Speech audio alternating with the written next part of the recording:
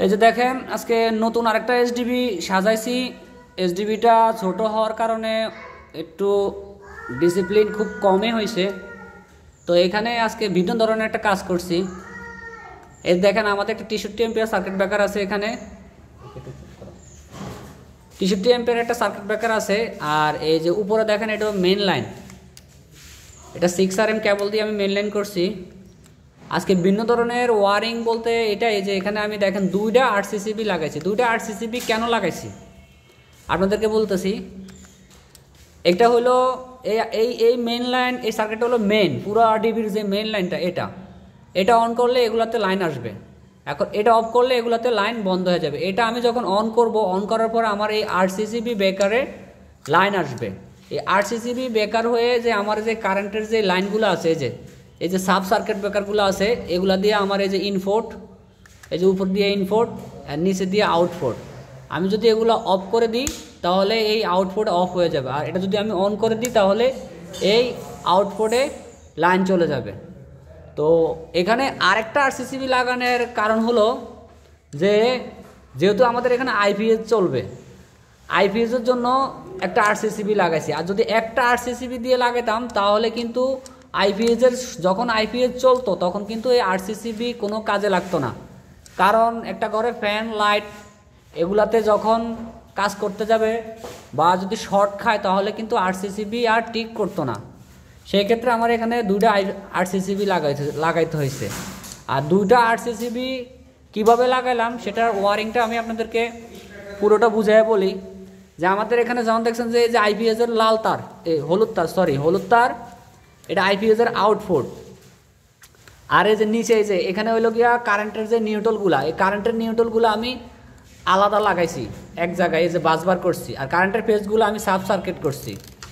আইপিএসের নিউট্রালগুলা আমি এই যে আলাদাভাবে রাখছি। এখানে আমার বাসবার স্বল্প কম বিধায় আমি সবগুলো এক জায়গায় জয়েন করে এই যে আইপিএসের যে আউটপুট যে ডেলিভারিটা এই যে আমি এখান থেকে নিয়ে নিছি, এই যে সার্কিটের নিচে এখান থেকে আমি নিয়ে নিছি।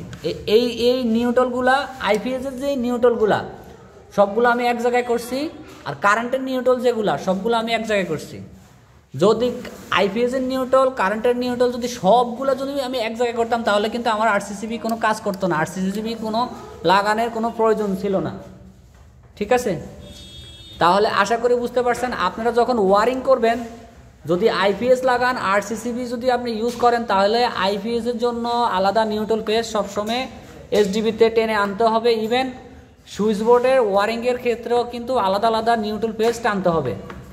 কারণ যে লাইটটা আপনি কারেন্টে চালাবেন, আরেকটা লাইট আপনি আইপিএস চালাবেন, ওইখান থেকে যদি একটা নিউট্রাল আপনি শর্ট করেন তাহলে আপনি আরসিসিবি ব্রেকার ইউজ করতে পারবেন না। অতএব আশা করি আমি কি বুঝাইতে চাইছি আপনারা বুঝছেন। এই যে কিছুক্ষণ আগে আমি যখন এই আরসিসিবি ব্রেকারটা লাইনটা কমপ্লিট করছি, করার পর আমি যখন প্রত্যেকটা লাইন চেক করি, আমার ডিপি সুইচ দেওয়ার পরে কিন্তু এটা ভিডিওতে আছে, আমি আপনাদেরকে দেখাবো। ডিপি সুইচ দিছি, দেওয়ার পরে কিন্তু সিসিবিটি কিন্তু টিক করছে। টিক করার কারণে আমার সব লাইন বন্ধ হয়ে গেছে। পরে আমি ডিপি সুইচটা খুলছি, খোলার পরে দেখি কোনো সমস্যা নাই, আউটপুট খুলছি কোনো সমস্যা নাই, কিন্তু এসির যে রাউন্ড সকেট ওটার সাথে ভিতরে তার সাথে স্ক্রুটা লেগে গেছে। স্ক্রুটা লেগার কারণে হালকা বডি হওয়ার কারণেই কিন্তু আরসিসিবি ঠিক করছে। তারপরে আমি ওটা পুনরায় ঠিক করে দিয়েছি। ঠিক করে দেওয়ার পরে কিন্তু এখন ঠিক আছে। আশা করি আপনারা ভিডিওটা বুঝছেন। আর পুরাটা ওয়ারিং আমি করে দেখাই নাই, কারণ এটা ওয়ারিং করতে অনেক সময় লাগছে। আর এত সময় ধরে ভিডিও করা এটা ধৈর্যের ব্যাপার স্যাপার। ঠিক আছে, যদি আপনাদের কোনো প্রশ্ন থাকে তাহলে আমাকে কমেন্টে জানাবেন। আর আমার ভিডিওটা অবশ্যই লাইক কমেন্ট সাবস্ক্রাইব, আমার চ্যানেলটা সাবস্ক্রাইবার করবেন। আর যদি না করেন অন্তত একটা লাইক হলেও দিয়ে যাবেন। ঠিক আছে, আজকের ভিডিওটা এই পর্যন্তই। আল্লাহ হাফেজ, ভালো থাকবেন। আসসালামু আলাইকুম রহমতুল্লাহি ওয়া বারাকাতুহু।